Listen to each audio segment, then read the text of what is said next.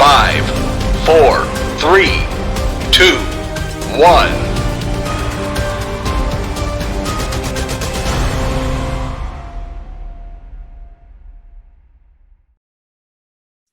Olá, boa noite a todos. Agradeço mais uma vez a presença de vocês prestigiando e assistindo o iTalk, plataforma que tem trazido temas relevantes no dia a dia da oftalmologia, para que vocês possam ter opiniões dos experts com casos clínicos, casos que às vezes são casos comuns, às vezes casos desafiadores, mas que traduzem o dia a dia da oftalmologia e, de alguma forma, a iTalk agregando no conhecimento e na conduta de vocês. No dia de hoje, a gente tem um time de peso para esse tema. É um tema que ainda não foi abordado pela iTalk e que, quando eu pensei em fazer sobre esse tema, eu não pensei em outras pessoas. Então, eu tenho a alegria de ter comigo aqui a minha amiga de infância, né, Cecília?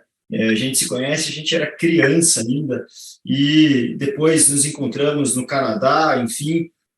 Então, doutora Cecília Cavalcante, que hoje em dia é responsável pelo setor de oncologia ocular da Fundação Altino Ventura e Hospital de Olhos de Pernambuco, e que fez seu fellow de oncologia ocular na Unifesp, sob a orientação do Dr. Rubens Belfort Neto. Também temos aqui a alegria de ter a doutora Patrícia Correia, do Rio de Janeiro, que é staff do Hospital dos Servidores do Rio de Janeiro e também do IPOL no Rio de Janeiro. E tenho a alegria de ter aqui conosco, moderando e discutindo também, apresentando casos, o meu amigo e co-orientador de doutorado, Dr. Rubens Belfort Neto, que dispensa apresentações, tem um currículo extenso, atualmente é chefe do setor de oncologia ocular da Escola Paulista de Medicina, da Unifesp, já foi presidente da Sociedade Pan-Americana de Oncologia Ocular, enfim, dispensa apresentações, realmente é uma alegria tê-los aqui conosco para falar sobre esse tema. Como na conversa aqui no backstage a gente estava falando, somos pupilos do Rubens Belfort Neto e que isso é sinônimo de legado, então fica aqui meu agradecimento e homenagem. Sem mais delongas, eu passo a palavra para a doutora Cecília Cavalcante, que irá iniciar a sessão do iTalk com casos clínicos, seguido de discussão dos demais participantes também. Muito obrigado. Interaja, mande sua pergunta, que será trazida por mim ao final e respondida e discutida pelos participantes. Boa aula. Vamos lá, gente. Eu queria agradecer o convite para estar aqui hoje, né? Como o Guto falou, ele é meu amigo de infância, que a gente não sabia, descobriu depois no Canadá. Mas se mamãe começar a falar aqui alguma coisa, a gente já sabe que é as histórias de Guto quando era pequeno. Mas vamos lá, a gente vai falar um pouquinho sobre os tumores de pálpebra e da superfície ocular, e eu trouxe alguns casos para a gente discutir. Então, começando, é o caso de uma paciente de 73 anos, de sexo feminino, que ela queixou do surgimento de uma lesão no olho direito há cerca de 6 meses. Ela tinha diabetes e hipertensão controlados, tá? E a acuidade visual com correção era 20/50, 20/40, não tinha nenhuma outra alteração fundoscópica, nada que chamasse atenção. E aí ela vem com essa lesão aqui no olho direito, que a gente consegue ver que parece uma lesão que é advinda de carúncula, né? Então, ela parecia uma lesão aqui vascularizada, com alguns pontos mais esbranquiçados na lesão, aqui um pouco de aumento para a gente ver, tá? Então, inicialmente, o que foi que a gente pensou, né? Pode ser um papiloma, ela tem aquele aspecto vascularizado, como se fosse digitiforme, né? Mas a gente também não podia descartar a possibilidade de uma neoplasia escamosa. Então, no caso, vou até voltar na imagem, no caso de uma lesão como essa, que a gente consegue delimitar bem, não é uma lesão também tão extensa, a melhor conduta aqui realmente é a nossa chamada técnica no touch da biópsia excisional da lesão, né? Então, a gente fez a biópsia excisional na técnica no touch com margem de 2 milímetros, tá? Então, normalmente essas margens a gente pode oscilar entre 2 a 3 milímetros para as neoplasias escamosas, né? Fazendo também o cuidado de ter a crioterapia na margem conjuntival, né? E o enxerto de membrana amniótica, tá? Então, isso aqui é a imagem da paciente depois de 1 mês de pós-operatório, né? Então, a gente vê que está super bem cicatrizado o aspecto, a gente não vê realmente nenhum remanescente de lesão.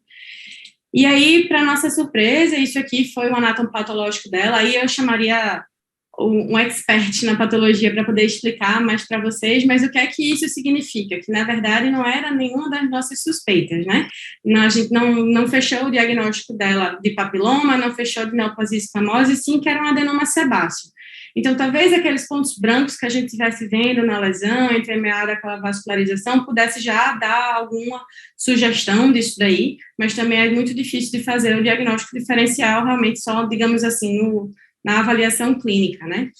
E aí, o que é que acontece? Esses casos a gente tem que lembrar de fazer uma avaliação completa da paciente, porque ela pode ter associação com outras síndromes, né? Então, a gente pediu uma avaliação com ginecologista, gastroenterologista, ultrassom abdominal, endovaginal, endoscopia e colono, e realmente não foi achado nada, mas a gente sabe que pode ter associação, por exemplo, com a síndrome de Lynch, que é a presença de câncer coloretal hereditário, não polipoide, tá? E também, se tiver associado queratocantomas, tumores sebáceos de pele, carcinoma e epitelioma, tem a síndrome de Muir-Torre. E também os tumores cerebrais, como o glioblastoma multiforme, que é a síndrome de Turco 1.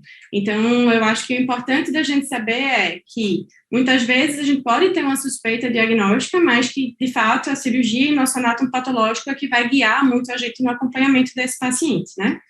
Então, eu não sei se os colegas querem comentar alguma coisa, se querem que eu volte na imagem.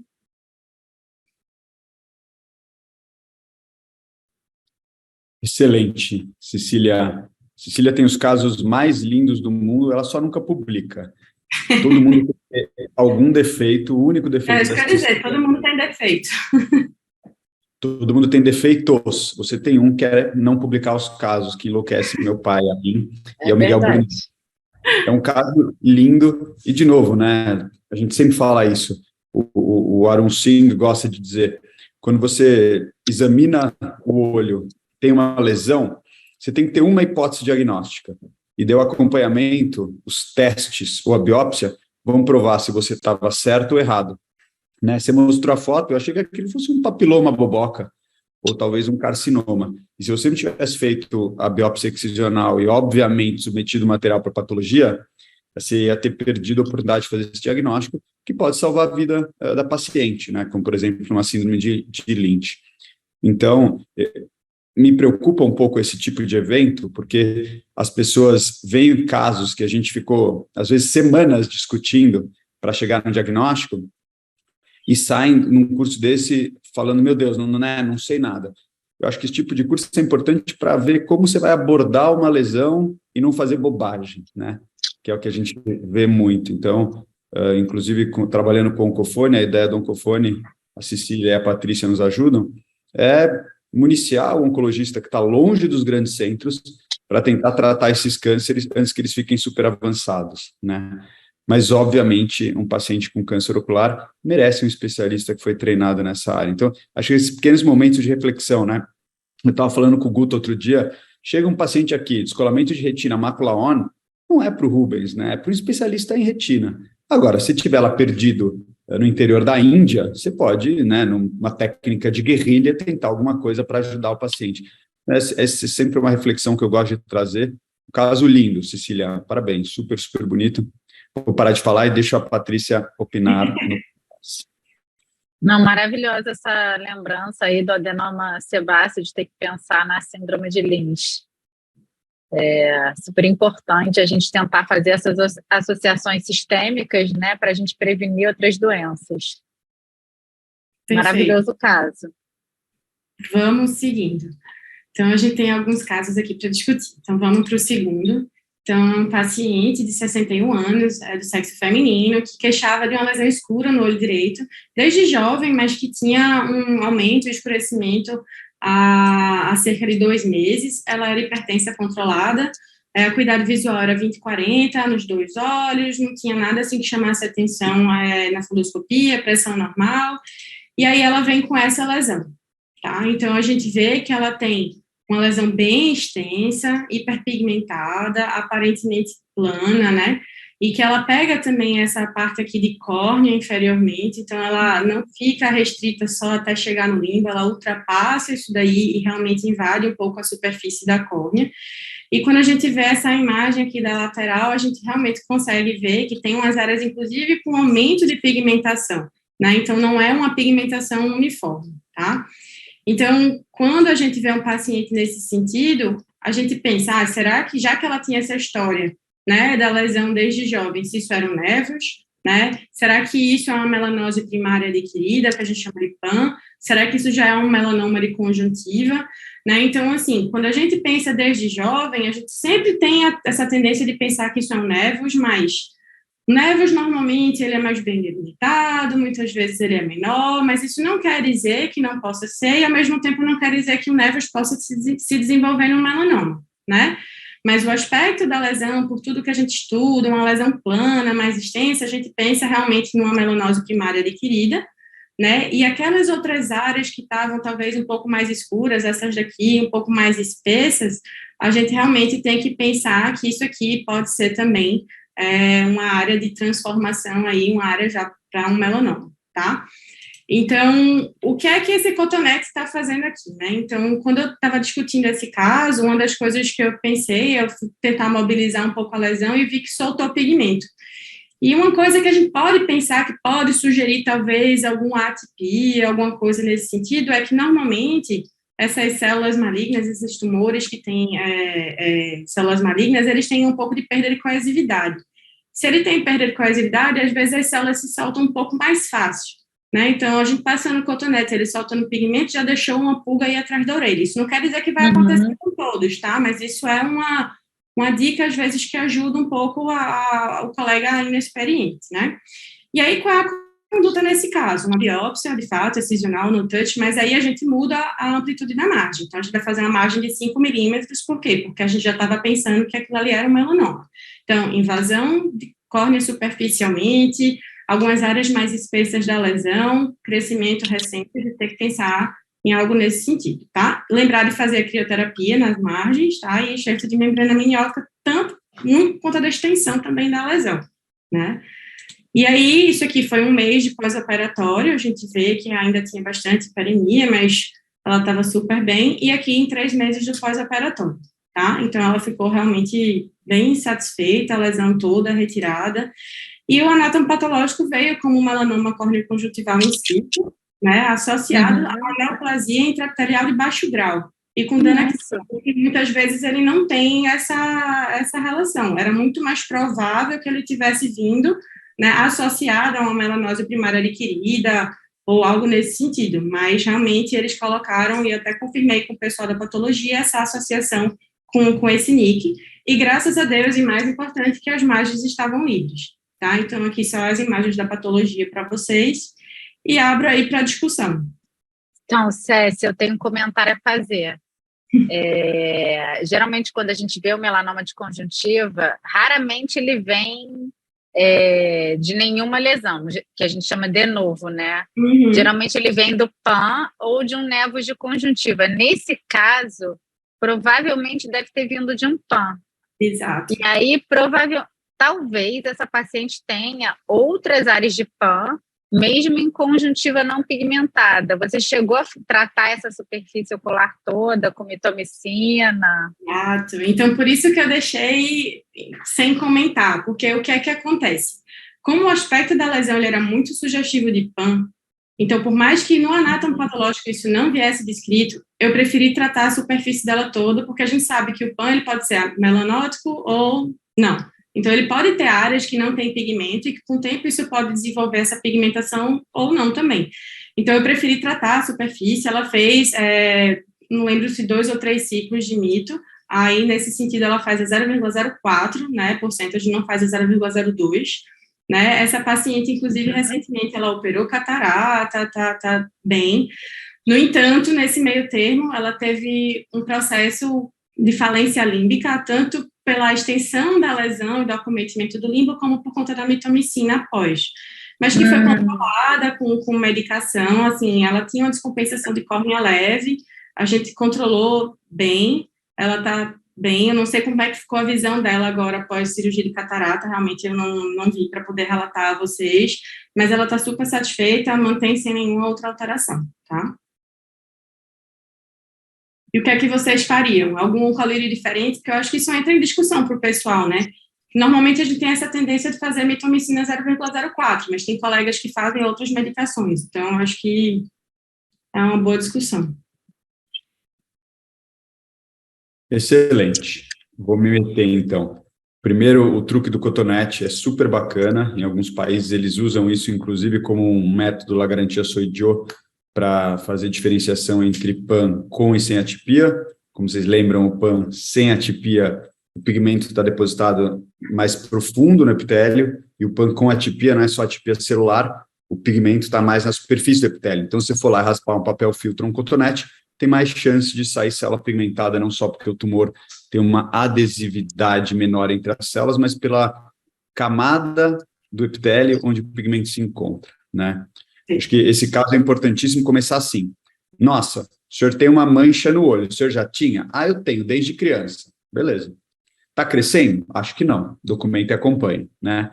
Um paciente adulto que refere que tem uma mancha pigmentada na conjuntiva que apareceu, que talvez esteja crescendo, é suspeita. Você brilhantemente pensou nos diagnósticos diferenciais mais comuns, né? Sem história de névoa, eu diria que é melanose racial ou PAN, né?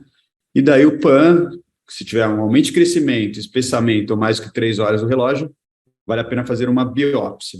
Se for uma lesão que pode ser ressecada de uma vez só, Cecília, seu tratamento foi perfeito e eu, em princípio, não faria mitomicina. Eu tenho muito caso de falência límbica, alguns iatrogênicos causados por mim e, graças a Deus, a maior parte que vem de outros colegas, né? A gente está agora tentando importar interferon para uma moça que usou mitomicina no olho por 6 meses. E o oftalmologista, na melhor intenção, ele nem cobrava a consulta dela, ele realmente buscava o melhor, mas é uma grande catástrofe no olho dessa doente. Então, eu acho que se você faz uma biópsia por mapeamento, e, sinceramente, esse já é um caso que não deve ser cuidado por um oftalmo da comunidade. Suspeita de melanoma merece um oncologista ocular, né? Porque 13% desses pacientes acabam exanterados, né? Daí, você faz uma biópsia, você precisa tratar pigmento residual na superfície do olho, crio ou mitomicina. Se você ressecou tudo, eu acho que você imaginar que você tem um PAN com atipia amelanótico, é tão raro que talvez eu só acompanhasse, mas eu entendo que muita gente prefere tratar. O problema é que mito 004 tem uma toxicidade muito grande, né? Então, até assim, interrompendo e ajudando nisso, essa foi uma das primeiras pacientes, eu acho, que eu comecei a tratar depois que eu voltei do fellow. Então, eu acho que o tempo e a experiência, o tato com o seu paciente, não tem uma receita de bolo, né? Eu acho que cada paciente vai mostrar para você uma coisa. Então, hoje em dia, por exemplo, eu não gosto tanto de usar mitomicina, realmente é uma das medicações que eu mais evito, para ser bem sincera, né? Então, assim, na minha mão, digamos assim, ela não funciona tão bem. Eu vejo realmente muitos casos de falência límbica após uso, e hoje em dia eu tenho dado muita preferência ao Sinfloracil, e se tivesse disponível o interferon, de fato, aí seria realmente melhor. Não, desculpa, você está errada. Não é que nas suas mãos não funciona bem. Você que trata e você que vê as complicações. O colega que faz um caso desse por ano pode ter a sorte de tudo dar certo. É o pateta que continua tratando o melanoma com TTT e fala, olha só, na minha experiência funciona super bem. Não, Anta, você trata um por ano e você não percebe que esse paciente tem chance maior de morrer. Além da evidência científica, quem faz isso todo dia vê que a técnica não funciona. Então, você está certa, mas você está errada. E você é educada demais. Se fosse minha irmã, você não seria tão educada. Mitomicina é uma bomba para o olho. E os pacientes têm insuficiência límbica e passam a ter um olho doloroso, com visão baixa, pelo resto da vida. Então, é uma droga perigosa, que deve ser usada com muita cautela. Eu concordo com você. Vamos dar seguimento. Então, terceiro caso aqui, para trazer um pouquinho de pálpebra, né? Então, a paciente que estava queixando de uma lesão na pálpebra superior, é uma paciente também feminina, né? Parece que a gente só tem mulher, 45 anos, e que ela relatava essa lesão na pálpebra superior do olho direito há cerca de 3 meses, era 20/20 nos 2 olhos, também não tinha nenhuma outra alteração, e aí ela tinha essa lesão aqui na margem, tá? Então, a gente via que aqui tem um componente da margem normal, mais aqui à esquerda, E quando a gente vê aqui os demais, a gente vê um aumento de vascularização, também um espessamento aqui dessa região da margem, tá? E aqui foi corado com azul e a gente vê que ele delimita um pouco essa área, mas não necessariamente faz aquela coloração padrão que a gente realmente suspeita de alguma neoplasia mais importante, tá? Então, de hipótese, a gente pensou realmente num papiloma só, mas pelo padrão de vascularização ali presente, e também por ser talvez um pouco mais frequente, é uma paciente relativamente jovem, né, com a queixa recente, e a conduta foi fazer um shaving, né, então, o que é um shaving, né, a gente não faz aquela cirurgia toda do pessoal da plástica, de fazer um pentágono, rodar retalho, então, normalmente, o que a gente faz é só pegar a lâmina realmente e fazer um raspado, digamos assim, mas tirar realmente aquela superfície ali, fazendo essa raspagem, sem se preocupar tanto com margem. Então, digamos que seria um tipo de uma biópsia incisional, porém, ela é um pouco mais ampla nesse sentido, tá? E aí, a gente fez esse shaving, e aí o anatomopatológico veio uma surpresa no sentido de que, na verdade, era só um calásio. Então, às vezes, a gente tem um caso de uma paciente que teve um ordão, ou às vezes teve só aquela sensação de inchaço, dor, não viu aquele pontinho branco que muita gente acha que para ser um terçol tem que ter um ponto branco, né? Provavelmente ele tinha alguma área mais interna, né, de fato aí, e fez essa área como se fosse uma alteração, de fato, de cicatrização aí, de que permaneceu ainda alguma coisa aí do terçol que virou o calágio e que não se resolveu. Né, e aqui é a imagem da paciente no pós-operatório, então vocês veem que ela ainda continua um pouco com essa hiperemia localizada, mas aquele espessamento mais importante, ele saiu, então é mais para a gente realmente ter um diagnóstico, até porque como ela é mais extensa, para se for algo realmente vir, a gente programar uma cirurgia com muito mais segurança, biópsia de congelação no bloco cirúrgico, tudo mais bem programado, tá? Então, isso fica a dica de uma forma da gente tentar ter um diagnóstico, né, de, às vezes, já tratar o paciente de cara e de programar também cirurgias futuras, caso seja necessário, né? Então, não sei se Paty e o Dr. Rubens também querem fazer algum comentário, é um caso bem simples, tá? Nada demais, mas só para mostrar para vocês que, às vezes, a gente se confunde também. Não, super válido. Eu vou passar para o próximo, porque eu acho que eles são bem parecidos, e eu até trouxe para a gente conversar, tá? Então, esse é o último caso que eu trouxe hoje. Então, na verdade, é um paciente agora, finalmente, um homem, compareceu no consultório, né, de 53 anos, que ele queixava de uma lesão na pálpebra inferior do olho esquerdo há cerca de 40 dias. E ele relatava que estava com crescimento progressivo, ele era hipertenso controlado, cuidado visual ok, escavação um pouco aumentada, mas assim, nada também muito importante. E aí, ele veio aqui com essa lesão, que a gente vê que é uma lesão um pouco diferente, tá certo? A gente vê que tá difícil na imagem de ver realmente se tem cílio saindo da lesão ou não, mas quando a gente não tem a presença de cílio, isso leva a gente a suspeitar, às vezes, de uma lesão maligna, de algo nesse sentido, tá certo? E aí, de hipótese diagnóstica, foi um papiloma, e de fato, quando a gente fez o shaving nessa mesma técnica, tá? Então, a gente só faz essa raspagem para tirar essa superfície aí, tá? Acontece que veio, de fato, um papiloma. Então, só para vocês verem que a gente teve as mesmas suspeitas para duas lesões diferentes e que, de fato, o anatomopatológico, ele mostra para a gente diagnósticos diferentes de lesões, talvez, às vezes, parecidas. Então, como eu falei para vocês, na dúvida, é melhor você fazer uma biópsia, às vezes, pequena, uma técnica, às vezes, mais simples, né? Você tem o seu diagnóstico e você programa a sua cirurgia com mais cuidado, com uma pessoa mais, vamos dizer, habilitada. Então, por exemplo, eu não faço a parte de pálpebra, eu não faço a parte de plástica. Então, quando é para ser uma lesão realmente maior, mais importante, mais agressiva, que a gente precisa fazer uma cirurgia mais delicada, aí eu sempre peço para o colega que está comigo, acompanhando, já organizar isso e a gente faz junto. Mas, assim, é importante vocês saberem que existe essa outra técnica também para a gente fazer esse tipo de biópsia, tá? Então, alguma discussão, alguma coisa? Acho que super bons esses dois casos, Cecília, porque são os casos que a gente vê no consultório geral, né? Sim. Muitos de nós aqui, principalmente os que têm a sorte, né, de ter um parente oftalmologista, pai, a gente acaba herdando uma clínica, muitas vezes, não de super especialidade, né? Tenho certeza que o Guto acaba vendo casos que não são de retina, você vê casos que não são exatamente de oncologia e uveíte, e a mesma coisa com a Patrícia. E daí são os casos de feijão com arroz, né? De clínica oftalmológica geral, mas você pode comer bola e fazer uma grande bobagem. Achei 2 casos super legais, bem documentados e provavelmente muito mais úteis para quem está assistindo do que super casos raros, né? Perfeito. Então é Muito isso, bom. gente. Queria agradecer, estou disponível para qualquer dúvida, qualquer coisa, e vamos aí dar seguimento com os colegas que tenho certeza que vai ser ótimo. Doutora Patrícia Correia agora. Então, deixa eu compartilhar minha tela.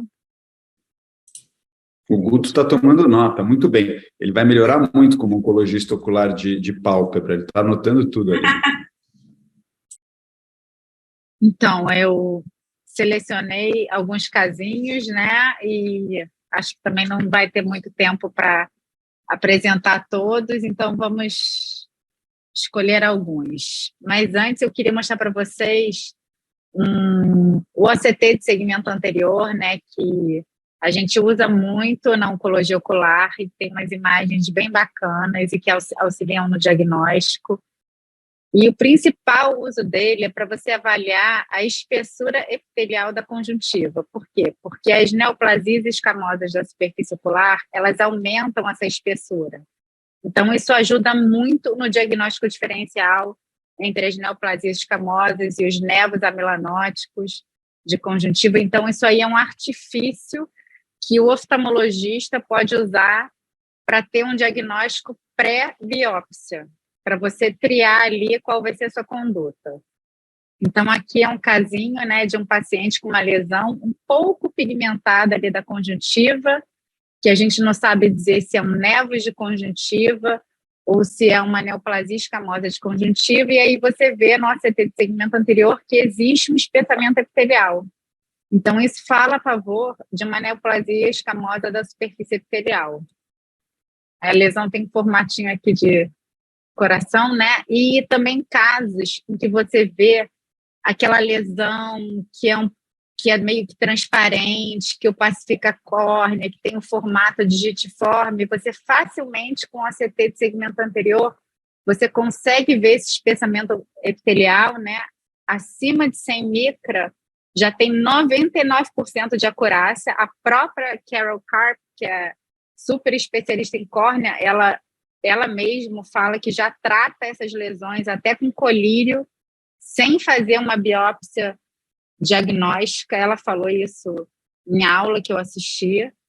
Então, isso tira muito a dúvida e ajuda também a avaliar a resposta ao tratamento com colírio. Então, é só a título de curiosidade. Eu também gosto muito do OCT de segmento anterior para olhos que eu chamo de desorganizados. Por exemplo, esse paciente foi um paciente que já tinha feito cirurgia de pterígio, ele já tinha feito transplante e ele apresentava um discreto espessamento epitelial ali na área inferior, né, naquele quadrante inferior, corando um pouco com o azul. E quando você faz esse OCT de segmento anterior sobre essa lesão, você vê que não tem, que o epitélio é fino.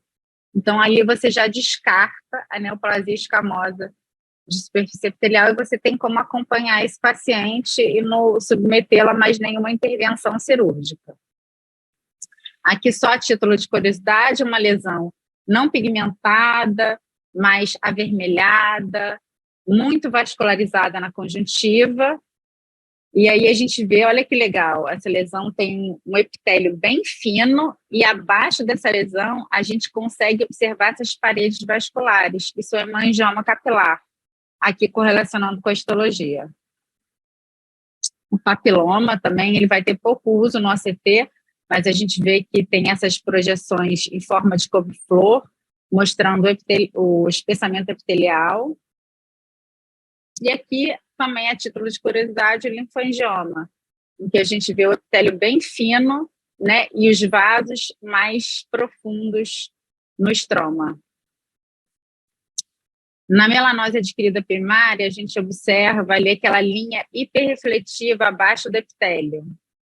E aqui, como eu disse, para diferenciar a neoplasia escamosa da superfície epitelial do névoas de conjuntiva, a gente vai ver que o epitélio é bem fino e que a lesão ela é meio que subepitelial. E aí a presença de cistos, ela também mostra uma certa tranquilidade. Dificilmente um melanoma de conjuntiva, por exemplo, vai ter cistos. Você quer fazer alguma observação, Rubens? Não? Aqui, por exemplo, esse casinho foi um paciente, tá? Que tinha essa lesão não pigmentada, meio translúcida. Eu não sabia dizer se era uma neoplasia escamosa, se era um névos, se era um melanoma. E aí, ao fazer o ACT, a gente vê que o epitélio está preservado e que tem uma lesão subepitelial. Então, esse paciente eu até tratei como uma suspeita de melanoma melanótico, fiz até uma margem ampla, mas o resultado histopatológico foi de névos de conjuntiva. Mas pelo ACT, eu já sabia que não seria nada para o lado da neoplasia escamosa da superfície epitelial. Então, só para mostrar aqui que o ACT ele é uma grande arma clínica para esses pacientes de lesões de conjuntiva. Bem, aí agora eu vou mostrar alguns casos. Então, esse caso 1 é um paciente que eu achei esse caso super didático e complementa muito com o que a Cecília apresentou. Um paciente masculino de 30 anos, branco. Ele foi encaminhado para um segmento pós-operatório tardio, um segmento de 3 meses de uma biópsia incisional com crio, com margem, de um névos de conjuntiva. Na biópsia, no resultado histopatológico que ele tinha, veio um laudo de que era um névos de conjuntiva com margem livre. E eu estava ali só para fazer o pós-operatório tardio dele. A visão era de 20/20, a tonometria normal. Na biomicroscopia, ele estava com uma ótima cicatrização, não tinha nenhum desconforto, nenhuma queixa, mas olha como é que é importante fazer um exame completo do paciente. Ao everter a pálpebra do paciente, ele tinha essa discreta pigmentação. E aí entra aquele detalhe de você colher a história do paciente. Esse paciente, ele não tinha uma lesão desde criança. Ele falava que ele tinha essa lesão há mais ou menos 3 anos. Então, aqui, a lesão surgiu há 3 anos, quando ele tinha 27 anos. Então, o que eu fiz com esse paciente? Primeira coisa, eu pedi uma revisão da lâmina dele, tá? E fiquei com aquelas hipóteses, como o Rubens falou, você já tem que ter uma coisa na cabeça. A minha principal hipótese ali era que fosse não névos. Se ele tinha uma área de pigmentação, provavelmente ele tem PAN e aquela outra lesão era o melanoma de conjuntiva, tá? E aí eu pedi a revisão de lâmina e realmente veio um diagnóstico de melanoma de conjuntiva, não eram névos. A patologista ela mudou o diagnóstico, e aí eu fiz uma biópsia excisional dessa lesão do tarso superior e fez um map biópsia nas outras áreas da conjuntiva. Então, na revisão de lâmina, veio PAN com atipia e pequena área de melanoma in situ, mas ele tinha margem livre, pelo menos, e o laudo da segunda cirurgia, aquela área pigmentada, veio como um PAN com atipia. Então, qual foi a minha conduta? Nesse caso, eu excisei essa área, porém, eu fiz mitomicina 004 por 7 dias, 3 ciclos de mitomicina. Graças a Deus, ele não teve falência de limbo, ele está bem, eu já acompanho esse paciente há bastante tempo. Algum comentário? Eu acho excelente, né? Porque a gente complementa justamente aquilo que o Dr. Rubens falou da map biopsy, né? Então, aquela imagem bem ilustrativa de como é que você pode fazer, de tirar realmente os fragmentos. E aí, nesse sentido de que já vem realmente um laudo com PAN, com atipia, aí eu acho que faz mais sentido do que no meu caso, né, Paty, nesse momento fazer realmente a mito. E graças a Deus que ele não teve nenhum outro problema, né? Mas, assim... Sim, até porque a margem ali é complicada, né? Uhum. Ali na margem, no tarso superior, É Isso. complicado. Eu fiz crio em cima e tudo, mas assim, não tinha como ter aquela certeza. Uhum. E eu acho assim, o mais legal desse caso foi que assim, que você, porque eu peguei esse paciente já operado, né? E você fazer o exame direitinho, everter a pálpebra, colher a história e não se acomodar com o resultado histopatológico, entendeu? E é uma patologista excelente que fez. Excelente. E aí eu conversei com ela, eu liguei para ela, falei, olha, esse caso, esse paciente não pode ser o Nevas, porque essa lesão surgiu há 3 anos. Eu acho que às vezes a gente, assim, até com os residentes, existe aquela pressa de, não, eu quero fazer oftalmo, que é um pouco mais objetivo, mas assim, a gente precisa ganhar tempo com o paciente, e ganhar tempo significa perder tempo na hora certa. E isso é anamnese, um bom exame, né? Então a gente tem que questionar as coisas, eu acho isso extremamente importante. Parabéns, tá? No caso. Esse caso aqui é um caso de um paciente, até lá dos servidores, de 34 anos, masculino, caucasiano. Ele reparou uma lesão na conjuntiva recobrindo a córnea no olho esquerdo. E ele tinha uma história de vários... Ele tinha, assim, passagens inúmeras pela dermatologista de retiradas de carcinoma epidermoide e base celular da pele. Tá? Então, aqui é a imagem do olho direito, as 2 imagens superiores são a do olho direito, tá? E a do olho esquerdo. Então, na área temporal, ele tinha uma lesão pequena no olho direito e a imagem de baixo já é uma lesão que vem de temporal recobrindo a córnea do olho esquerdo. Então, ele tinha lesão nos 2 olhos simultâneos. O que eu resolvi fazer? Eu resolvi operar logo a lesão menor. Eu fiz a biópsia excisional com margem, com ceratectomia, membrana, e fiz para o outro olho que a lesão era menor. Eu falei assim, vou começar mitomicina para tentar reduzir, fazer uma quimiorredução e depois operá-lo. Então, aqui está a cirurgia do olho direito, tá? E o resultado foi um carcinoma de células escamosas moderadamente diferenciado com a margem líquida. Então, fiquei com uma resposta boa nesse olho direito. O olho esquerdo, eu fiz a mitomicina, né? E a lesão reduziu bastante, porém, ainda sobrou lesão. Aí eu resolvi fazer a cirurgia. Agora, no resultado histopatológico, a gente tem um pouquinho de deficiência lá na patologia dos servidores, né? Veio um resultado de ceratose actínica associada à elastose, nessa lesão maior pós o uso de mitomicina. Eu pedi revisão de lâmina e o patologista manteve esse laudo, tá? E aí eu queria abrir para discussão o que fazer nesse caso.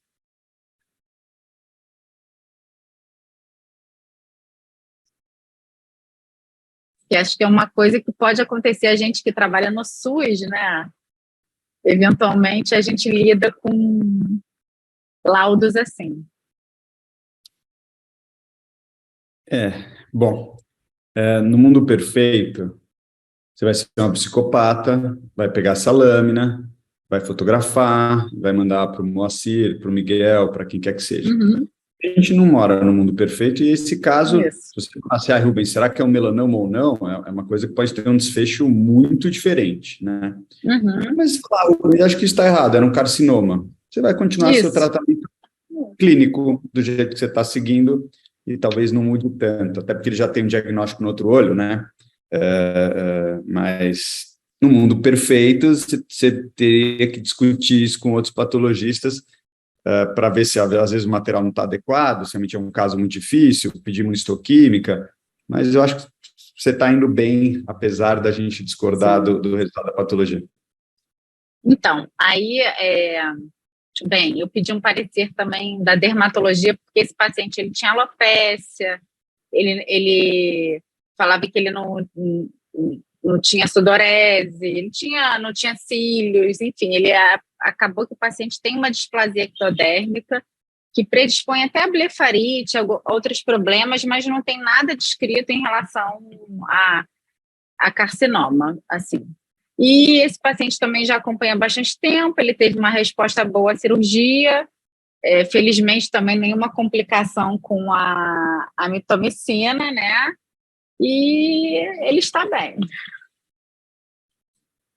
Excelente, Paty. A única coisa que eu ia perguntar era justamente se não tinha nada sistêmico, né? Porque para ter lesão bilateral, a gente tem que pensar no imunodepressão de alguma forma. Exatamente. Né? Por isso que eu até corri atrás desse diagnóstico, porque ele tem a face sindrômica, ele tem os dentes pequenos, tem algumas alterações relacionadas a isso. Eu até achei que fosse ter alguma alteração relacionada a ter o câncer de pele, né? A história do vaso, mas não tem. É apenas uma pele mais sensível. Perfeito.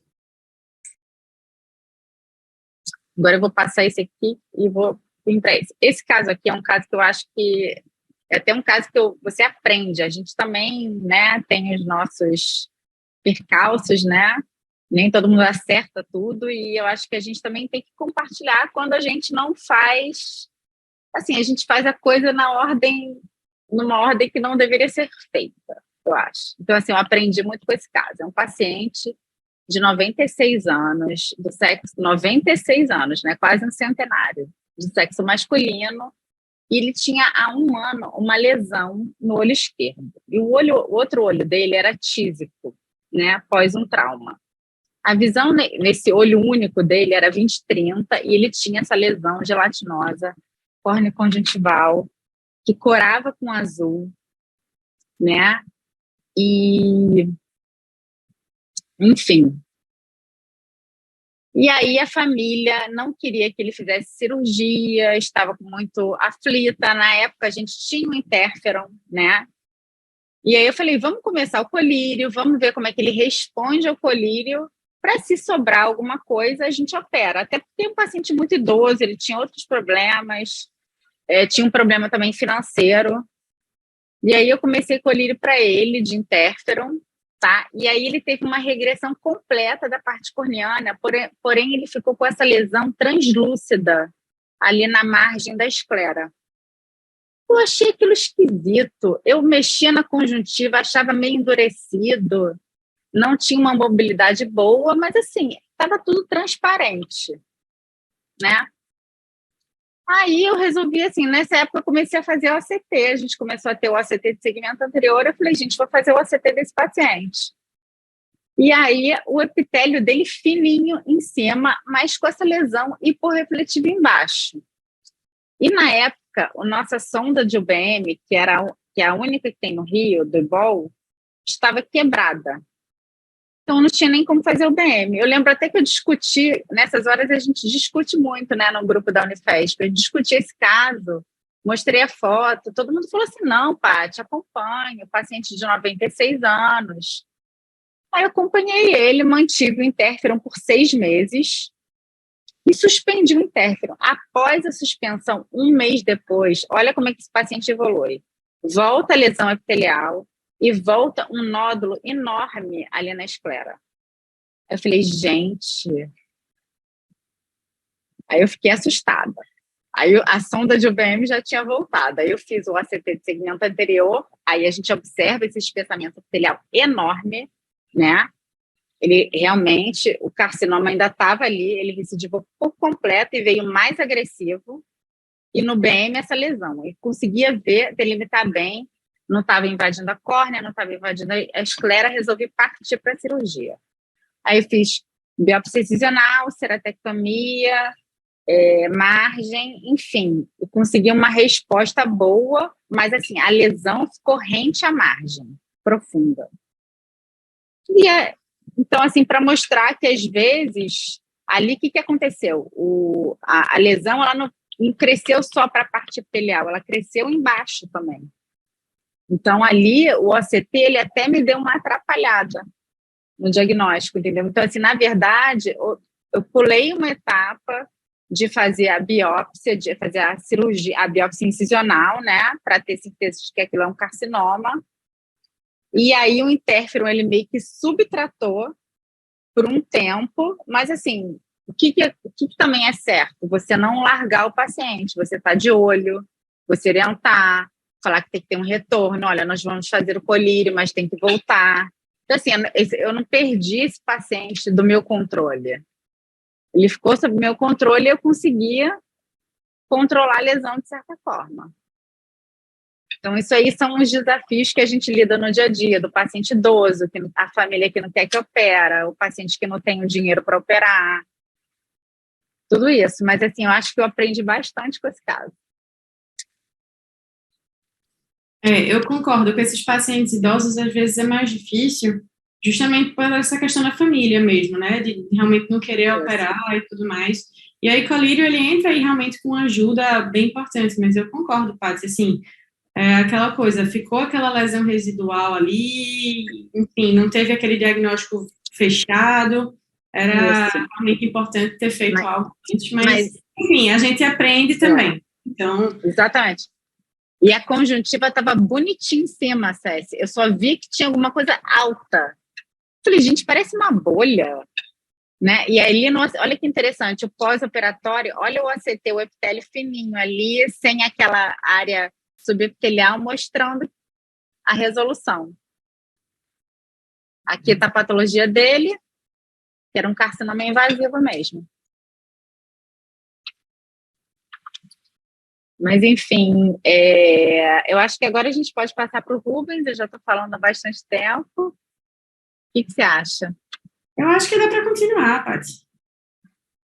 A não ser que o Dr. Rubens diga alguma coisa, né? Eu interrompi ele. Não, deixa ele apresentar agora. Apresenta esse último e depois eu apresento um caso rápido. Combinado. Então, essa é uma paciente, o último caso é uma paciente de 56 anos, feminina, branca, e ela foi encaminhada para avaliação de uma lesão em conjuntiva do olho direito, que foi notada após uma cirurgia de pitose. A visão era de 20/20, tonometria normal, e ela tinha esse exame já, né, de imagem, mostrando um realce difuso da mucosa conjuntival do globo ocular direito, né? E aqui, ao exame clínico, a gente observava essa lesão gelatinosa, mais informe-se, uma lesão meio esponjosa, não pigmentada.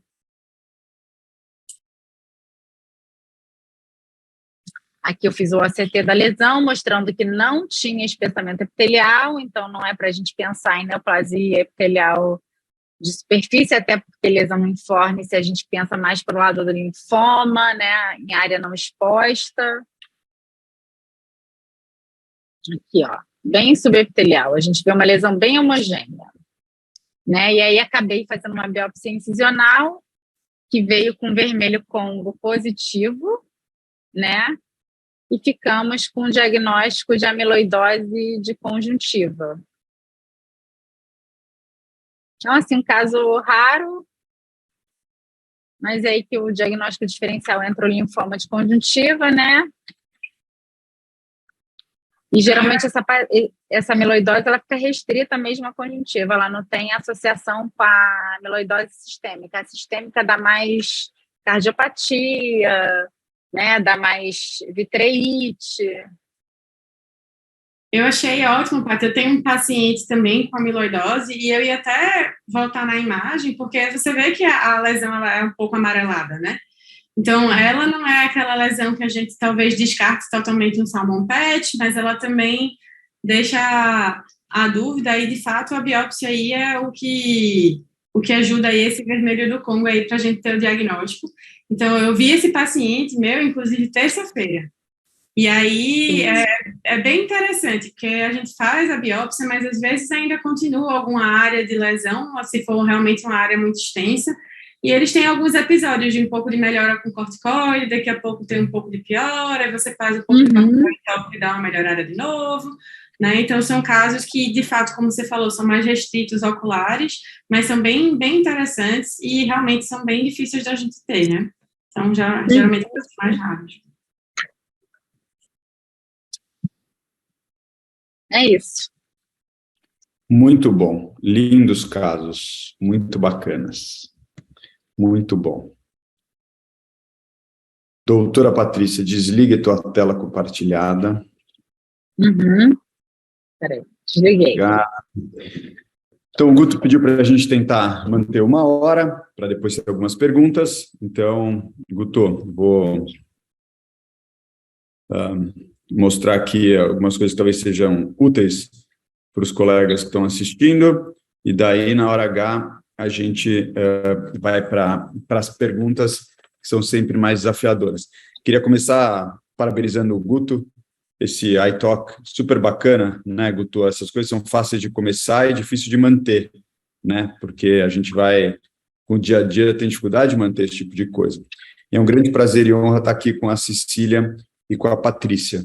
A gente tem quase todos os oncologistas oculares do Brasil passaram pela Escola Paulista de Medicina, né? Desde a doutora Clélia Erveni, que foi a grande pioneira disso no Brasil. E a gente tem uma safra mais recente desses profissionais que acabaram recebendo um treinamento um pouquinho mais organizado do que os fellows selva que a gente tinha nos anos 80, né? A Cecília e a Patrícia, hoje em dia, sem dúvida, são duas das maiores especialistas em câncer ocular no Brasil. A Cecília, sem dúvida, na região de todo o estado de Pernambuco e arredores, é a grande especialista, né? E a Patrícia, além de ter sido nossa fellow e trabalhar no Rio de Janeiro, ela é responsável por essa área no Hospital dos Servidores, que é um dos maiores centros de atendimento e um dos maiores centros de excelência de oftalmologia no Rio de Janeiro. Então, um grande motivo de orgulho ter as duas como referência nos seus estados e região. Eu sempre mostro esse slide, porque a gente forma muita gente que, infelizmente, acaba não conseguindo trabalhar em oncologia, né? Eu vejo isso muito na retina, né, Guto? Os caras fazem 3, 4 anos de fellow, viram super especialista em peeling de mácula, vai morar em Ibitinga e opera uma vitré por ano. É um pecado, né? Muita energia gasta nesses profissionais que depois não conseguem se inserir nas áreas de treinamento. Então, esses colegas aqui na foto não só voltaram para os seus estados de origem, suas cidades, e continuam trabalhando com oncologia ocular, mas continuam atendendo oncologia ocular pelo SUS, né? Então, é isso que importa, é assim que a gente faz diferença.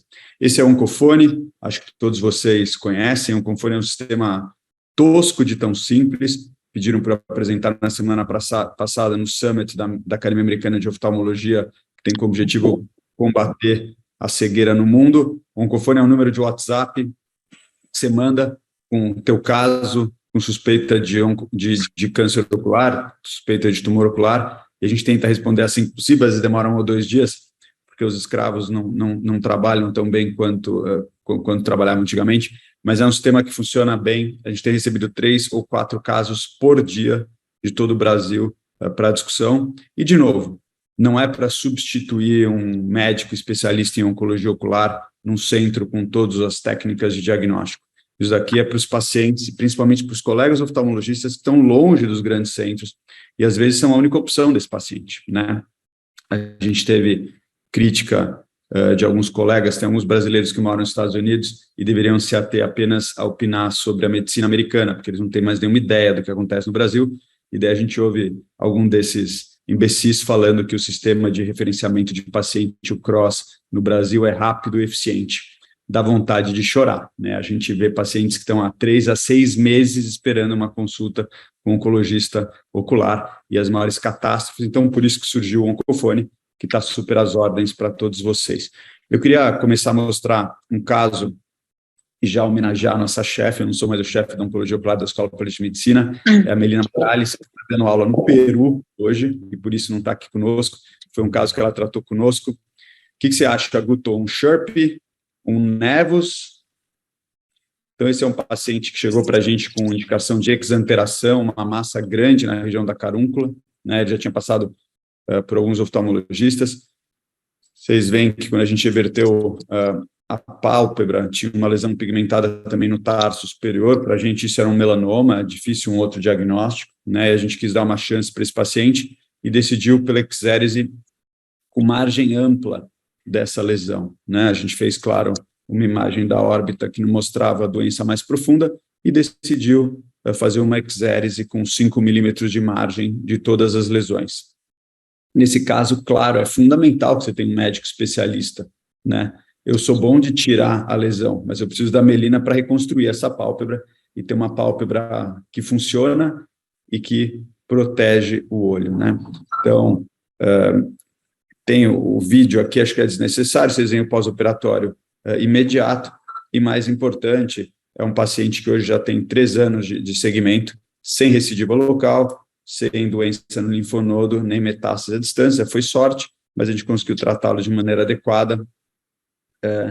Hoje em dia, graças a Deus, algumas das drogas que são utilizadas para melanoma de pele funcionam em melanomas oculares, principalmente, óbvio, nos melanomas da pele e da conjuntiva, né? Então, os oncologistas têm pedido para fazer estudos genéticos nesse material, então lembrar disso, mas para isso, claro, você precisa de um oncologista de verdade, que trabalhe com oncologista ocular, para você conseguir dar o padrão ouro para esses doentes, né? Então, esse foi um primeiro caso, e eu queria só voltar aqui a imagem para perguntar se a Cecília faria alguma coisa diferente. Assim, vamos lá. Eu tive um caso talvez parecido, era uma senhorinha, né? Então, olho único. E aí, assim, eu acho que a gente tem que tentar fazer o máximo possível, né? Então, imagina que a gente pode tentar fazer uma cirurgia dessa, ser super bem resolutivo como foi, evoluir super bem como está evoluindo.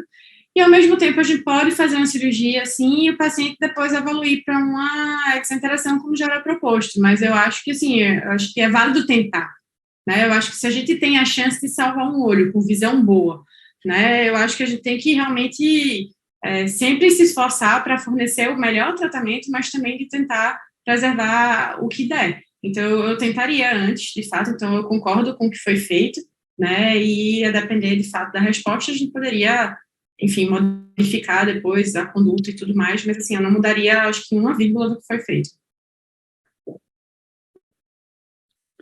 Muito bom, obrigado. E, dando seguimento, eu também posso mostrar para a Patrícia, esse é um caso de um senhor de 79 anos de idade, com uma lesão papilomatosa, né? A gente vê muitas essas lesões em crianças, adultos e idosos, e na mesma analogia da lesão pigmentada, nevos e melanoma, você vê um papiloma, uma lesão papilomatosa na superfície ocular de uma criança, você pensa numa lesão secundária HPV, mas um paciente idoso, uma lesão como essa, fala muito a favor de um carcinoma, né? Foi o que a gente imaginou, fizemos uma biópsia excisional e revelou uma neoplasia intraepitelial, então uma variação talvez um estágio antes do carcinoma invasivo, mas logo no pós-operatório ele começou a ter uma recidiva, como vocês podem ver aqui, depois de 45 dias da primeira cirurgia. E a gente discute muito o caso no Oncofone, que as pessoas às vezes já querem sair dando colírio, né? O problema de fazer o tratamento com colírio como monoterapia, sem uma avaliação histológica, é que nem sempre você tem certeza que isso é um carcinoma, né? E daí, às vezes, as pessoas começam com colírio e não desistem do colírio até que a doença se resolva. Então, talvez esse caso sirva para falar um pouco disso, né? Paty, você acha que esse caso precisa ser reabordado? Ele precisa ser tratado com radiação? Você acha que estava errado, aquilo não era uma neoplasia intraepitelial e era um carcinoma? Mais provável. Eu pediria uma revisão de lâmina. Boa. Tá bom, mas a lâmina foi revisada e deu um carcinoma in situ. Deu um carcinoma intraepitelial, não um carcinoma invasivo. E essa lesão voltou. Você e a margem estava livre na cirurgia? Boa pergunta. A margem não estava livre na cirurgia. Bom, na nossa cabeça, isso era um carcinoma, uma recidiva recente. A gente tinha confirmação da patologia e decidimos tratar esse paciente com colírio, né? E daí tratamos com mitomicina, que era o mais disponível naquele momento. A gente ainda não tinha migrado para o Sinfloracil e teve uma resposta super boa depois de 14 dias de colírio. Então, acho que para as pessoas que querem usar colírio, uma dica é dar uma olhada na primeira lesão. Quanto mais espessa, mais assustadora, você precisa considerar se vale a pena colírio. né? Colírio funciona para lesões menos espessas, obviamente que você não consegue ressecar facilmente com uma cirurgia inicial, e insistir no colírio só se a lesão está melhorando muito, né? Eu falo, e acho que é a conduta mais adequada, você fez um ciclo, não melhorou, você repete no máximo um segundo ciclo. Se não melhorou, não vai melhorar depois disso, né? O que a gente gosta é ver uma resposta inicial já exuberante desde o primeiro ciclo, e daí sim você pode tratar um pouco mais para ver se consegue resolver, né? Então, acho que isso é útil para os colegas que estão se aventurando, porque, de novo, eu entendo que muitos desses pacientes não vão se deslocar até São Paulo, Recife ou Rio de Janeiro, e o oftalmologista geral tem capacidade de tratar essas lesões iniciais, desde que se atenda a esses princípios oncológicos, né? Então, paciente... Não, pode continuar falando, doutor Rubens. Eu só queria fazer um comentário depois com relação ao caso. Não, faz agora. Comentou com relação a que tipo de tratamento faria para recidiva, né? Se faria rádio, nova cirurgia, colírio. E aí foi comentado das margens comprometidas, né? E aí é importante saber que margem. Se for margem lateral, tudo bem, colírio vai bem. Se for margem profunda, colírio muitas vezes não vai bem. Então, é importante o colega também estar atento a isso, porque aí vai ficar insistindo talvez no colírio e também não vai resolver. Então, em alguns casos, poderia ser sugerido, às vezes, fazer até o interferon subconjuntival, mas que também não tem uma resposta tão boa. Lembrar também que paciente idoso, como o interferon, às vezes, ele também faz, depende um pouco do sistema imune, né? Se é um paciente, às vezes, imunodeprimido ou idoso, realmente mais importante, pode também ter falha com relação ao interferon. Mas aí eu acho que a gente teria que pensar numa reabordagem cirúrgica ou até numa radiação também. Então, só para, assim, os colegas pensarem nessas outras hipóteses, né? Excelente, by the book. Isso aqui foi na verdade, teve dúvida numa recidiva, numa margem lateral comprometida. A gente tinha feito margens adequadas com crioterapia, às vezes acontece, né? Pacientes idosos, assim, às vezes tem a tendência maior de recidivar, mas perfeitas as suas observações, Cecília. Vou pular para casos mais palpebrais, porque senão o perigo é a gente ficar falando aqui só de conjuntiva, né? Então, já que eu não tenho muito tempo, vamos pular. Não vou repetir o caso de amiloidose para eu não ser um cara chato, né? Mas eu acho que esse caso aqui é legal, porque quando a gente fala em lesões de conjuntiva, muitas vezes elas afetam a pálpebra também, né? Então, aqui a gente tem uma lesão, uma moça de 44 anos de idade, com lesão há 1 ano, e a queixa dela era a bolinha na conjuntiva, né? Ela não tinha hiperemia, não tinha dor, e tinha esse aumento de volume da conjuntiva palpebral e ali na região do fundo do saco, né? E daí, esse é do nosso oncocurso, né? As pessoas podiam votar se isso parecia amiloidose, um carcinoma, um linfoma ou um papiloma, né? E daí, de novo, a história do ARUN5. Quando você olha um quadro desse, o que eu acho mais angustiante naqueles Grahams de oftalmologia são os residentes que colocam 14 diagnósticos diferenciais para uma lesão, né? Eu acho que você tem que pensar no mais provável. Depois você pode fazer um exercício intelectual de pensar, bom, o que mais pode ser? E daí você fica tentando listar as síndromes raras, né? Mas se você olha uma lesão como essa, acho que você não pensaria num carcinoma, nem num papiloma, né? Você ficaria já pensando numa amiloidose ou no linfoma. E daí o problema está resolvido, porque você sabe que qualquer uma das duas lesões são diagnosticadas com uma biópsia incisional. Então o problema está resolvido, você vai fazer uma biópsia incisional e vai fazer o diagnóstico, né? Nesse caso, você vê uma proliferação meio chata, igualzinha de um monte de linfócitos, daí você faz a imunistoquímica e confirma que era um linfoma MALT, né? O linfoma MALT, além do diagnóstico ser do oftalmologista fazer o diagnóstico, o oftalmologista tem um importantíssimo papel hoje em dia de sugerir para o colega hematologista como tratar, porque os caras old school gostam de tratar isso com alta dose de radiação ou com tratamento sistêmico, né, com rituximab ou quimioterapia, que é pior ainda. E o trabalho do grupo da Bita Ismaili nos Estados Unidos mostra que se você der uma dose mini de radiação para esses pacientes, eles curam. Então, só para o pessoal entender, antigamente a gente tratava isso com 32 grays, que é a dose lá da radioterapia de feixe. E a Bita Smelly mostrou que 4 grays divididos em 2 doses de 2 trata exatamente da mesma maneira, com muito menos efeito colateral, né? E, de novo, isso cabe ao oftalmologista, porque os hematos estão acostumados com linfomas muito mais agressivos e eles tratam com uma dose que hoje é desnecessária, né? Vai convencer. Vai convencer o radio-oncologista a tratar com 4. Ah, não. Nosso grupo tem tanta moral que a gente convence qualquer um. Imagina. Não tem papo. E se envolver a órbita? Boa pergunta. Se tiver envolvimento da órbita, a gente programa o tratamento irradiando toda a órbita, né? Esses pacientes. Então, acho que, para deixar uma maneira bem acadêmica, a gente suspeita da lesão, biópsia incisional, confirma que é um linfoma, pede uma imagem da órbita, ressonância é a melhor coisa.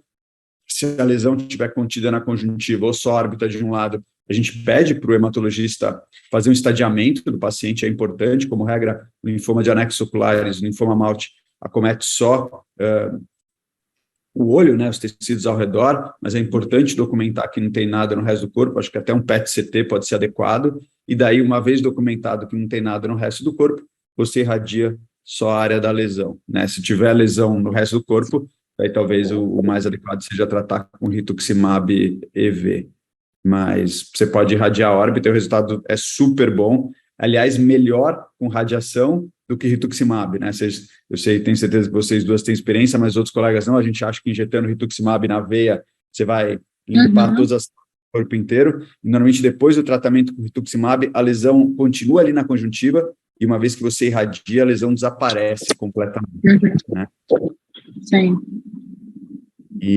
Então é isso. E esse daqui a Melina pediu para a gente apresentar, para a Cecília discutir. É uma moça de 51 anos de idade, veio de Bananal, ela tinha uma pinta na pálpebra superior esquerda há 2 anos e uma mancha no olho, e as duas começaram a crescer, né? E dela foi submetida a uma biópsia em outro lugar e veio simplesmente um nevo melanocítico.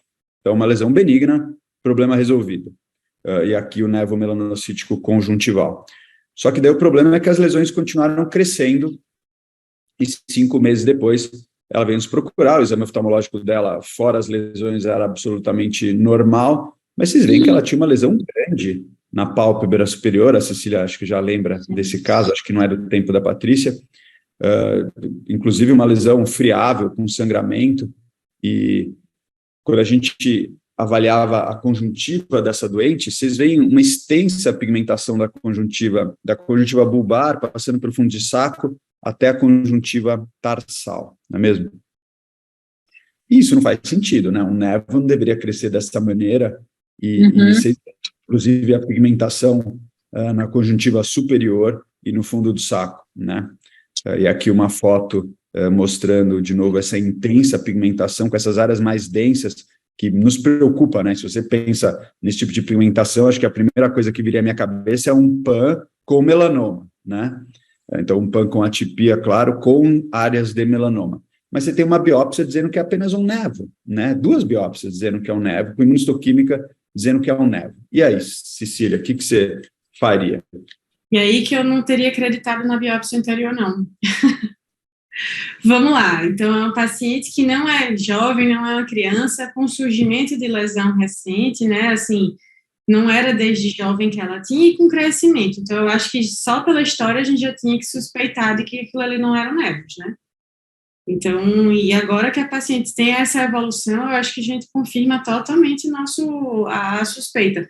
Então, eu acho que a gente tem que lembrar que, como a Patrícia falou, da história também, da importância, de fato, da história do paciente, e eu acho que se a gente não concorda, como o senhor mesmo falou, né, vamos lá, vamos tirar uma foto, vamos mandar para o colega, vamos pedir a lâmina, enviar para outro e reavaliar, né, eu acho que isso seria, assim, o mais indicado, mas, obviamente, né, o que é que acontece? A gente já vê a paciente operada, a gente já vê a paciente com a complicação, né, e não com o quadro inicial, muitas vezes, né.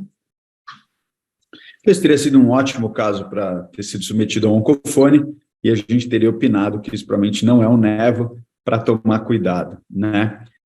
Daí a Melina decidiu fazer um map biopsy, né, um barbarismo, biópsia em mapa. Isso nada mais é do que você fazer biópsia de algumas áreas suspeitas da conjuntiva para ver se está tudo certo e se você consegue identificar uma área onde haja um tumor maligno. E, apesar de, num primeiro momento, você ter o diagnóstico de nevo, uma avaliação mais cuidadosa por um patologista experiente que fez as técnicas de imunistoquímica, conseguiu concluir que isso tudo era melanoma, né? Quer dizer, então, um câncer melanoma, um tumor pigmentado, né? E a pálpebra, da mesma maneira, né? Vocês veem claramente, permite concluir que isso era um melanoma. Daí o problema é que essa paciente, apesar de, num primeiro momento, numa evolução relativamente curta, já tinha linfonodos negativos, mas uma doença muito extensa na superfície ocular, comprometendo a pálpebra superior, a conjuntiva tarsal, bulbar superior e inferior e a pálpebra inferior, né? E daí começa a ficar muito difícil você pensar em ressecar isso, deixando uma pálpebra funcional, né, que consiga proteger esse olho no futuro. Então, a gente acabou optando pela exanteração. Então, exanteração, se a gente for ver os trabalhos científicos do grupo do Shields da Filadélfia, 13% dos melanomas de conjuntiva vão para exanteração. Cuidados lá, né? Quer dizer, ainda provavelmente tem um viés que esses pacientes lá chegam mais rápido e têm mais acesso do que os nossos no Brasil. Infelizmente, a gente não tem dados aqui, né? Isso para lembrar que lesões pigmentadas, tanto da pálpebra quanto da conjuntiva, precisam ser tratadas com muito cuidado, né? A gente às vezes vê lá uma pequena displasia no cantinho da córnea. Eu sou o que mais acompanha essas lesões. Eu não acredito que toda displasia precise ser tratada de maneira agressiva. Claro, você precisa acompanhar o paciente e acho que nada disso vale para suspeita de lesões pigmentadas, não é mesmo? Fora que cresce muito rápido, né? Impressionante, assim. Gente, cresce em 15 dias, às vezes. Exatamente. E aqui, lembrando, vocês duas mostraram casos onde o olho, às vezes, chama atenção para alterações sistêmicas, né? A gente pediu uma avaliação dermatológica dessa paciente, identificaram lesões suspeitas e acabaram biopsiando essas lesões e fazendo o diagnóstico de uma doença de pele que está associada a névoos atípicos e o aumento do risco de desenvolvimento de melanomas, né? 15 vezes maior do que quem não tem essa síndrome do névoa atípico. Então, de novo, a importância da intersecção, e acho que essa é uma área que a gente cada vez contribui mais, né? Não só os tumores que a gente trata no olho, mas as complicações oculares da quimioterapia e imunoterapia. Eu tenho certeza que o Guto vê esses inibidores da MEK, né? Causando alterações da retina e tamoxifeno e outras dessas doenças, inclusive esses pacientes que têm risco de desenvolver lesões em outras partes do corpo também precisam ser acompanhados pelo oftalmologista, né? Então, casos relativamente simples, mas que, de novo, o mais importante aqui não é fazer o diagnóstico certo. Lembrar que esses casos foram vistos pela nossa equipe. Dependendo do dia no ambulatório, tem 10 pessoas que fazem oncologia ocular, e a gente pensa junto, e manda os casos para fora do Brasil, e revê a lâmina. E quando você vê numa apresentação, parece tudo simples, né? Mas acho que o mais importante é como abordar esses casos sem colocar seu paciente em risco, né? Muito bom, Bubi, Patrícia, Cecília, fantástico, lindos casos. A gente teve aí, até o momento, 143 participantes, né? Então é bastante gente. Antes de trazer as perguntas, eu vou reforçar o que o Dr. Rubens aí já apresentou, porque eu acho que é uma informação de utilidade pública. Eu tomo a liberdade aqui, Bubi, de novamente falar sobre o telefone do Oncofone, né?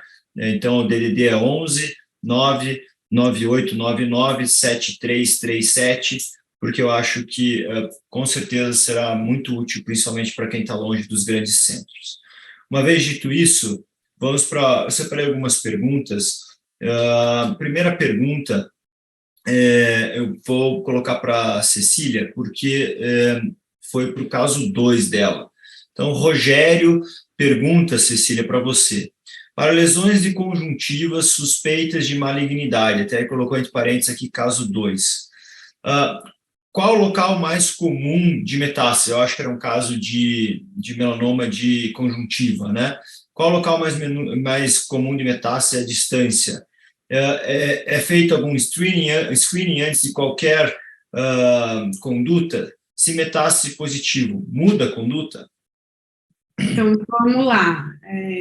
Obviamente, todo mundo pode comentar aqui, mas quando a gente tem um melanoma de conjuntiva, ele é diferente do melanoma uveal, né? Então, a metástase do melanoma uveal, a distância, ela tem aquela tendência, de fato, a ir para o fígado, mas o melanoma conjuntival, ele se comporta um pouco diferente. Ele vai mais para a região dos locais, então, o que é mais importante para a gente ver linfonodo, né? Então, extensão local, linfonodo cervical, pré-auricular, submandibular, né? E aí, nessa tendência, ele pode descer também e acometer também, enfim, osso, pulmão, mas o mais comum é que seja local, né? E aí, o tratamento em si vai mudar, a gente vai precisar de colega de cabeça e pescoço, vai precisar de um oncologista acompanhando o paciente, né, para poder ter um acompanhamento multidisciplinar nesse sentido, né, enquanto ele está restrito à conjuntiva e que não tem nenhuma metástase para linfonodo local, ok, mas aí aparecendo isso, a gente tem que biopsiar linfonodo, às vezes fazer esvaziamento de cadeia e tudo mais. Tá, joia. Patrícia, Rubens, algo a acrescentar? É isso aí. Tá ótimo. Agora, para a Patrícia, o Dr. Jorge pergunta se toda lesão, seja calásio ou pterígio, você envia para anátomo patológico ou somente nos casos de recidiva? Bem, eu acho que, assim, quando a lesão é assim, se tiver oportunidade de mandar para patologia, é maravilhoso. Isso no mundo ideal, mas não no mundo real. Mas lesões suspeitas, um pterígio que mais temporal, que corre com azul de toloidina, um pterígio recidiviado, acho que vale sim, vale sempre mandar para patologia. Joia. Agora para o Bubi. O Eduardo pergunta sobre melanose primária adquirida. Quando intervir? Excelente pergunta. Então, vamos lá. Tem uns guidelines, o grupo da Filadélfia tenta dar guidelines um pouco mais claros, né? Então, eles dizem que mais do que 3 horas de relógio, então mais do que 1/4, assim, da conjuntiva, é importante fazer pelo menos uma biópsia de mapeamento. É uma coisa meio estranha, que na minha cabeça nunca fez muito sentido, mas eles acreditam que a melanose primária adquirida, né, o PAN, pode ser com ou sem atipia, mas que, teoricamente, um não progride para o outro. Isso, na minha cabeça, não faz sentido, né? Você tem muito pigmento sem atipia, um dia pode aparecer atipia, mas o consenso é que isso aparentemente não ocorre. Então, se você tem mais do que 3 horas de relógio, vale a pena ir lá e fazer uma biópsia de mapeamento, e a biópsia pode ser guiada por áreas com maior chance de ter, não só atipia, mas ser um melanoma. Então, são áreas com maior espessamento ou com vasos proeminentes, né? Quando o paciente chega aqui com uma área pequena de pigmentação na conjuntiva, eu explico que tem a pigmentação, que o risco é pequeno daquilo virar uma coisa ruim, fotografo, vejo de novo em 3 meses, se estiver igual, vou espaçando, né? A vantagem é que se o paciente enxerga bem, ou se tem um neto que enxerga bem, eu explico que é possível dar uma olhada em casa mesmo, né? Ver se a pigmentação está aumentando. E acho que dessa maneira diminui muito o risco de você comer bola. Rubens, eu tive um caso uma vez de uma paciente idosa lá nos servidores que tinha uma lesão pigmentada, né, que eu fui suspeita de PAN e eu retirei a maior parte da lesão, fiz uma biópsia e veio PAN sem atipia. Aí opa, graças a Deus, que bom. E aí, no segmento dessa paciente, como eu sempre fui a paranoica, aprendi com você, inclusive, a fotografar tudo, eu tinha documentado de que a lesão tinha aumentado. Por exemplo, ela não tinha nada no tarso superior, não tinha sobrado nada depois da cirurgia, e começou a aparecer, começou a aumentar, então eu tinha documentado por foto. Então, acho que isso aí da foto é super importante. E aí, que eu fiz? Eu reabordei a lesão.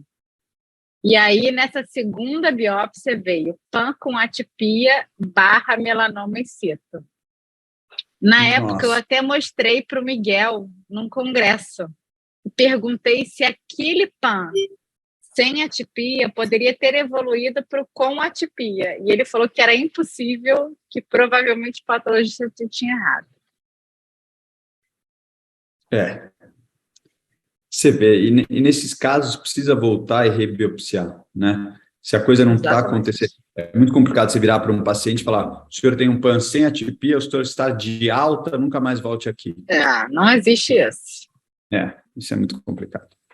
Não existe. Então, eu tenho que abraçar o paciente. E a gente se cobra muito, né? O pessoal da retina nunca dá alta para os pacientes com razão. Quer dizer, imagina quem somos nós para falar: o senhor com certeza absoluta não tem nada, vai embora. É uma loucura, né? Muito mais fácil provar que o cara tem um câncer do que ele não tem ou não vai ter um câncer, né? Então, eu acho que um acompanhamento adequado nesses casos é fundamental. Muito bom, gente. Agora uma pergunta, na verdade uma curiosidade minha. A pergunta vai para a Patrícia, mas, por favor, fiquem à vontade. E o motivo de eu escolher a Patrícia é porque eu vi ela falando bastante de OCT, é um tema que eu adoro, né? Ai, então, que massa! Eu adoro OCT. E aí, eu lembro que quando eu estava fora, até começou a ser usado OCTA para essas lesões superficiais, né? Tem alguns artigos publicados. Como é que está o OCTA hoje em dia nesse sentido? Eu sei que o ideal seria a gente ter o André Romano aqui para falar de algoritmo, enfim, mas do ponto de vista clínico, como é que você enxerga isso? E daí eu queria ouvir a opinião da Cecília e do Bubi também. Claro que para as lesões mais pigmentadas, a gente sabe que existe bloqueio. E para as lesões vasculares, como é que você enxerga isso, Patrícia? Olha, eu acho que assim, o OCT, mesmo sem ser o angiography, o OCT de segmento anterior BISCAN, ele ajuda muito para definir mais essa parte de ser epitelial ou subepitelial. Ou seja, você desconfiar se está mais para o lado da neoplasia escamosa ou se está mais para o lado do nevus, do melanoma. Assim, ele é uma complementação. O angiography, ele vai ver mais a parte vascular. E, assim, ele realmente não ajuda tanto. Tem imagens bonitas e tudo, mas ele não ajuda no raciocínio diagnóstico. O OCT, ele só tem uma validade se você usar a biomicroscopia, se você usar o azul de toluidina, o raciocínio clínico. Ele é uma complementação, ele vem a somar, mas ele não é isoladamente assim um método de diagnóstico. Você não pode eliminar o resto. E o angiography, a gente não vê ainda nenhuma aplicabilidade, apenas a título de curiosidade. Então, eu como um retinólogo, eu vou até fazer uma sugestão de trabalho para a equipe de oncologia de vocês. Existem já imagens do limbo com a CTA. Sim. Esses pacientes que vocês usam mitomicina e que têm risco de falência limbar, será que não agregaria de alguma forma você ter a densidade vascular, a vascularização da região limbar para fazer o acompanhamento? E se você observar diminuição, e aí a gente não sabe se existe parâmetro ou não para poder dizer se tem baixa ou não, talvez fosse aí um marcador para você colocar: olha, até aqui a mitomicina está viável, mais do que isso não está viável. Eu não sei o que o Bubi e a Cecília acham disso também. Interessante. Eu acho que é uma ideia interessante também dar uma avaliada nesse sentido, mas eu tô com a Patrícia aí, que até o momento também não tem muito acréscimo na minha prática, não. Bubi, você que está sempre em contato com o André Romano, você acha viável isso? Qual é a tua opinião? Eu não sei se existe marcador, eu estou trazendo algo, uma opinião de um retinólogo. Eu vi vocês falando de falência limbar e pensei nessa possibilidade.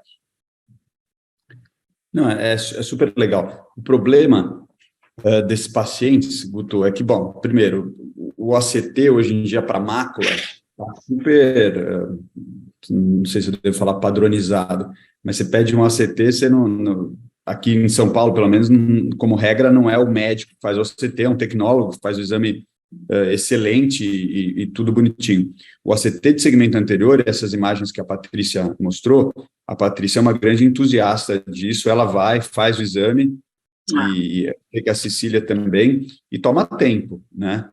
A gente aqui na clínica, seguindo aqui meu pai, né, se meu avô e meu bisavô aqui na fotografia, a gente não tem apoio nenhum, a gente não quer ser alcoviteiro de aparelho, e toda vez que a gente namora os aparelhos, chega à conclusão que é melhor não pedir, porque basicamente numa clínica, né, de pouco volume diferenciada, não vale a pena os aparelhos, e daí quando você manda para um Fleury, para o Instituto da Visão, para a Retina Clinic fazer o exame, esses exames de segmento anterior são muito difíceis, porque o técnico está acostumado a fazer o CT de mácula, né? Então, quando você está falando de um trabalho científico, eu acho que é uma ideia ótima, mas no dia a dia é muito difícil usar o ACT. Eu sei que o grupo do LV Prasad, em Hyderabad, na Índia, usa muito para decidir se é hora de parar o colírio ou não. Então, a estratégia deles é assim, você dá o colírio de mitomicina, ou 5-FU, só que, às vezes, a lesão sumiu clinicamente, você para o colírio e a lesão recidiva. Então, eles usam o ACT para ver se tem um restinho de alteração no epitélio e, dessa maneira, decidir se pode parar o colírio ou se tem que usar um pouco mais. Tem alguma utilidade, mas, na prática, são casos muito específicos. Se der, é boa, a gente precisa conversar mais sobre essa interface desses aparelhos legais que vocês têm e a oncologia. Não me bota no meio, não. Isso é só uma ideia para vocês. Eu vou só assim, adorei a ideia. Dar uma opinião que, na verdade, a gente tem que lembrar de ser bastante crítico com o que a gente recebe de resultado de exame, né? Então, o exame, muitas vezes, ele é complementar, né? Então, existem exames que, às vezes, chegam para atrapalhar, né? Para deixar você com mais dúvida no seu diagnóstico, e aí termina que você atrasa alguma coisa que iria fazer. Então, assim, tem que ser bastante crítico nesse sentido de entender o que é que a sua clínica está lhe dizendo, como é que o paciente está evoluindo e o que é que esse exame ele trouxe realmente de adição ou não, né, para o seu caso. Então, não ficar só assim, não, mas o OCT ou, enfim, o ultrassom ou algo disse isso, então é isso. Então, lembrar que esses exames, eles são complementares, né, você sempre tem que associar ele à clínica. Ele nunca vai trazer uma verdade 100% verdadeira, né, sem que você tenha a correlação clínica. Então, acho que isso é o mais importante. Acho que faz uma certa diferença também quando o médico que está tratando está fazendo o exame, né? Principalmente nessa parte oncológica, né? No segmento da quimioterapia tópica, isso que o Rubens falou. Aí muda a aplicabilidade do exame. De fato. Show de bola, gente. Em cima da hora, bem o tempo certinho. Para finalizar, Cecília, depois Paty, depois Gubi, considerações finais, por favor. Eu só tenho que agradecer. Minha consideração final é obrigada aí pela lembrança e de poder estar aqui com vocês hoje. E, assim, é o que eu sempre digo, sempre à disposição para ajudar quem precisar. E estamos aqui, Recife está aqui, quem precisar de alguma coisa. Paty? Eu também, agradecer e vejo vocês no Congresso de Retina ano que vem no Rio de Janeiro. Ei, mas até atrapalhando a Dr. Rubens, tem Curitiba antes, né, Guto? Oi. É isso aí. Guto, parabéns. Atividade fantástica, um monte de gente assistindo. É um prazer e uma honra dividir o palco com a Cecília e a Patrícia. E a gente tem, hoje em dia, um momento emblemático na oncologia ocular, né? A Melina é a chefe da Escola Paulista de Medicina. A Escola Paulista de Medicina, graças ao trabalho árduo aí de gerações de oftalmologia, e os Moreiras têm um papel fundamental nisso. Acabou de ser eleita o Departamento de Oftalmologia melhor, claro que é uma bobagem, né? Da América Latina e do Brasil, 22º melhor do mundo.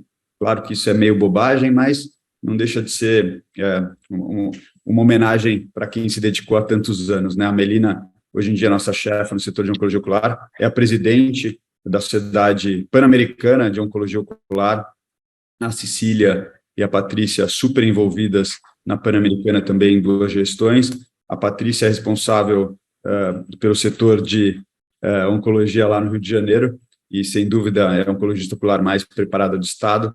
Digo a mesma coisa da Cecília, que além do trabalho dela, tem a Fávia aí, que é um grande motivo de orgulho, né, em assistência e prevenção de cegueira no Brasil. A gente tem a Gabi, que está no BOSS, foi outra metástase do nosso grupo, e mais uma menina super poderosa, né? Adorei. Tá nos maiores serviços de oftalmologia do Brasil, com a importância toda do BOSS. Então, para mim é um prazer e uma honra estar com vocês aqui, um super motivo de orgulho, né?